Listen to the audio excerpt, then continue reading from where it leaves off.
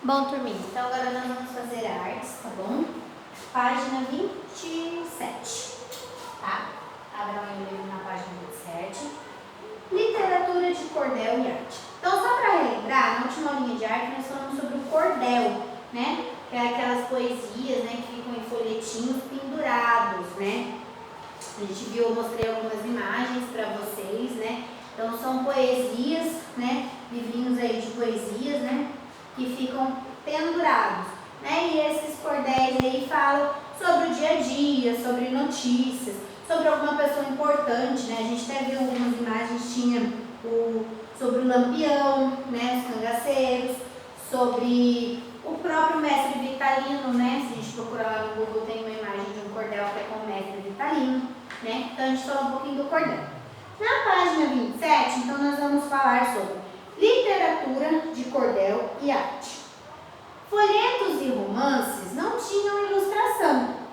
A imagem só apareceu mais tarde, início do século XX, tornando-se marca registrada dessa forma literária, né? Então, ilustração, desenho não tinha antigamente, né? Mas hoje em dia tem, né? Então os cordéis têm aí desenhos e ilustrações. E isso é muito marcante, né? É a marca registrada aí desse tipo de literatura. Muitos ilustradores ficaram conhecidos pelos desenhos. Conheça melhor um ilustrador de cordel que transmitiu seus conhecimentos aos filhos, primos e sobrinhos, que o observavam no ateliê. Você já viu um livro de literatura sem imagens? J. Borges.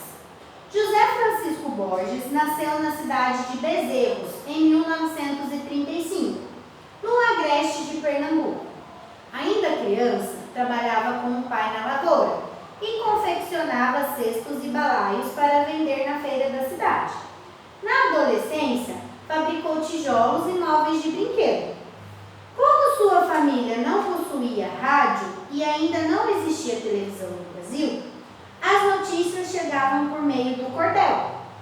Seu pai trazia os folhetos das feiras de Bezerros e lia as histórias para os filhos, o que lhe despertou o interesse por essa forma de literatura. Aos 21 anos, escreveu O Encontro de Dois Vaqueiros no Sertão de Petrolina, que contou com ilustrações de Dila, artista conhecida na região. Então, gente, esse J. Borges aí, né, a família dele, né, não tinha rádio, essas coisas, né, então ele conhecia, né, sabia das notícias pelos cordéis, né, e ele começou também a escrever cordel, né, e ilustrar, né, então tinha desenho aí nos cordéis dele, né, que era a ilustradora Dila que fazia, né. O que vocês vão fazer aí na página 28? Né? Então a gente falou um pouquinho aí do J. Borges, né? Que ele, né, trabalhava na lavoura com o pai, né? Fazia cestos e balaios para vender na cidade, né? E na adolescência fabricou tijolos e móveis de brinquedo. E só depois que ele começou, né, com 21 anos, que ele começou a fazer aí os cordéis. Faça a ilustração dessa fase da vida de J. Borges, com recorte e colagem de figuras em papelão. Gente, não precisa ser, tá? Eu só quero que vocês façam aí um desenho bem bonito aí dessa fase da vida dele, né? Até ele ser adulto, que ele começou a fazer aí os cordéis. O que ele fazia antes? Então, quando ele era criança, ele trabalhava na lavoura. Depois, né, ele começou a trabalhar a fazer cestos e balaios, né? Na adolescência, né, ele fazia tijolos e móveis de brinquedos, e só depois que ele começou a fazer o cordel. Então, como se fosse uma historinha aí da vida dele. Então, quando era criança, né, desenho trabalhando lá na lavoura, depois na adolescência, fabricando tijolos e móveis, né, de brinquedo, e depois ele fazendo o cordel, né. Então, vocês podem até dividir aí, né, esse espaço aí em 3, como se fosse, né, uma historinha. É uma historinha, né, mas é só para representar com desenho. Então, na infância, né, ele trabalhava na lavoura com o pai, né, que era plantar, colher as coisas. Depois, na adolescência, ele fabricava tijolos e móveis de brinquedos. E depois, na fase adulta, começou a fazer cordel. Então, aí as 3 fases aí que ele fez, né, essa etapa aí da vida dele, desenha aí, tá? Não precisa fazer esse de imprimir e colar em folha avulsa, não. Só desenho aqui nessa folha mesmo. Bem bonito, bem caprichado esse desenho dele, tá bom, gente? Na página 28, o que a gente vai fazer aí na página 28? Então, aí na 27, aliás, na 28, desculpa, agora a gente vai para 29. Então, na 28, ele tem que fazer o desenho do J. Borges lá, tá? Da vida dele, como se fosse uma historinha da vida dele. Na página 29, xilogravura. A primeira, a gente vai descobrir o que é. Vamos lá. A primeira publicação fez tanto sucesso que J. Borges escreveu O Verdadeiro Aviso de Frei Damião. Então a gente continua aí falando um pouquinho do J. Borges. Ele próprio aí ilustrou. Então foi ele que desenhou aí nesses folhetinhos de cordel aí, com a técnica da xilogravura, a mesma dos ilustradores de cordel. O que é xilogravura, gente? Desenho sobre placa de madeira com instrumento para entalhar. Depois do entalhe, a placa recebe uma camada de tinta, sendo impressa de imediato em papel. É possível fazer várias cópias do mesmo desenho. Gente, só para vocês entenderem. Então, por exemplo, eu pego uma madeira, tá? Aqui é minha madeira.